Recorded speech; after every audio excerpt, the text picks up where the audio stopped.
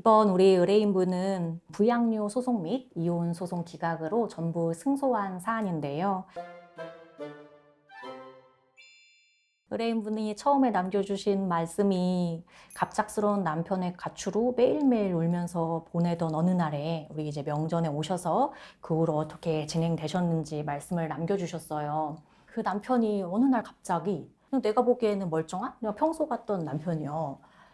말을 안 하고 갑자기 의뢰인을 뭐 투명인간 취급을 하고 뭐 이런저런 트집을 잡으면서 뭐 이혼을 툭 이야기를 하더니 집에서 나가버린 거예요. 그러더니 갑자기 또 생활비를 이제 끊어버리는 거죠. 이런 경우가 이혼 전문 변호사이다 보니까 꽤 보게 됩니다. 근데 의뢰인분 입장에서 얼마나 억장이 무너지면 충격이시겠어요. 그래서 우리 의뢰인분도 뭐 매일매일 우셨다고 해요. 그러니까 저도 의뢰인분이랑 이제 몇 년을 같이 사안을 진행하게 되었는데 의뢰인분의 눈물을 이제 저도 봤었거든요. 그러니까 마음이 이제 너무 안 좋으신 거죠. 너무 갑작스럽고. 그래서 우리가 참 왜 이러는 걸까? 근데 좀 안타깝게도 이분도 이제 외도 정황이 있으셨던 거예요. 특히나 아이들 그동안 키우느라고 참 고생도 많았고, 드디어 자녀들이 성년 직전, 이제 수험생인 때라는 거죠. 그럼 어떻게 보면 다 키웠고, 어떻게 보면 정말 중요한 시기잖아요. 우리가 초등학교, 중학교, 고등학교까지 해서 뭐 수능을 보고 이러면서 성년이 되는 그 직전 시기에 생활비를 뚝 끊어버린다. 그럼 당장 아이들 교육비는 어떻게 할 것이며, 너무 좀 충격적인 상황이었는데요. 게다가 우리 의뢰인분은 이제 결혼을 하고 몇 년 지나서 일을 그만두신 상황이었거든요. 결혼할 당시에는 의뢰인분도 직장에 잘 다니고 계셨어요. 그런데 이제 남편분이 아무래도 좀 직장 그만두고 자녀들 키우는데 집중하면 어떻겠냐 먼저 제안을 하더라는 거죠. 의뢰인분이 어떻게 해야 될까? 그렇지 않아도 남편의 직업상 양육에 대해서 거의 조력은 못 받는 상황이고 의뢰인분이 두 아이를 키우는 게 상당히 좀 손이 많이 가는 일인 거는 맞아서 본인도 고민은 됐는데 근데 나는 이 직장을 그만두고 싶진 않은데 어떻게 해야 되나.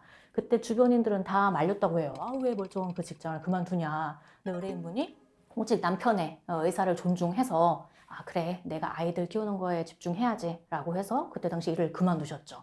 그 이후에도 경제 생활은 거의 하지 않으셨지만 아이들한테 그 남편의 정해준 월급으로 해줄 수 없는 어떤 걸 해주고 싶으셨던 거예요. 뭐 예를 들면 전집도 사주고 싶고 그래서 뭐 아르바이트도 하시고 뭐 나한테 안 맞는 일이지만 영업적인 그런 일도 조금 해보시고 하셨다고 해요. 그래서 정말 잘 키워서 이제 조금 있으면 애들 다 키운다. 남편이랑 어떻게 노후를 보낼까 이런 생각을 하던 찰나에 이런 일이 일어나셨으니 얼마나 충격이셨을지 정말 마음이 안 좋은 상황이었고요.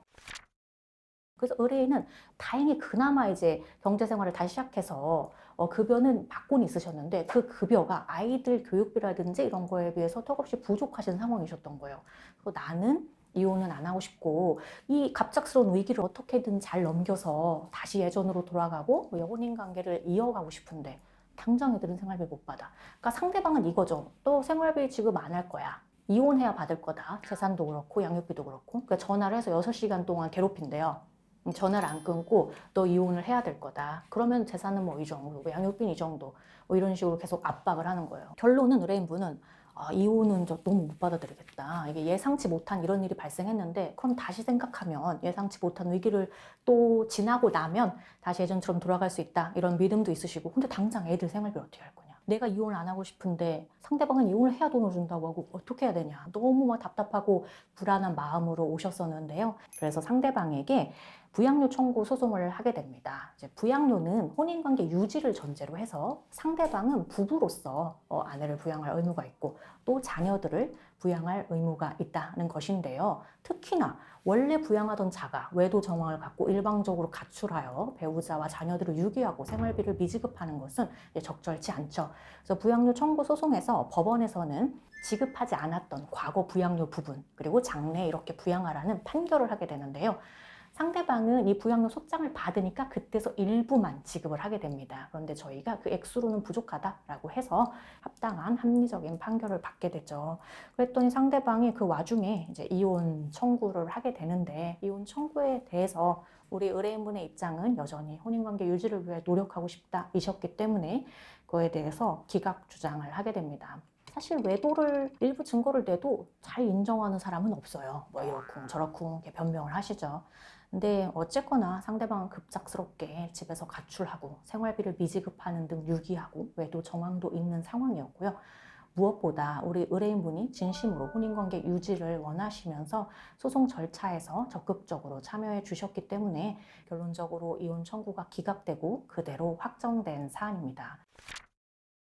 갑작스럽게 배우자가 가출을 했어요. 이럴 때 많이 힘드시고 놀랍겠지만 그런 경우 현실적으로 내가 그렇다면 상황에 따라 해야 될 것은 무엇인지, 그리고 내가 진정 혼인관계 유지를 위해서 노력을 해보고 싶으시다면 특히나 어떻게 해야 될지 잘 생각해 보셨으면 좋겠고요. 이런 경우 간혹 정말 잘 모르시는 경우도 있을 수 있어요. 당연히 상대방 이혼하자고 하니까 이혼해야 되는구나, 상대방 생활비 안 준다고 하니까 그래 내가 이혼 안 하고 싶어도 이혼을 해야 받는구나, 이렇게 생각하시는 경우도 있단 말이에요. 그래서 섣불리 이혼에 동의하시는 경우도 없지 않습니다. 그래서 이런 경우 현실적인 부분은 챙기되 내가 진정 원하는 건 무엇인지 이런 거를 전반적으로 검토를 해볼 필요가 있겠습니다.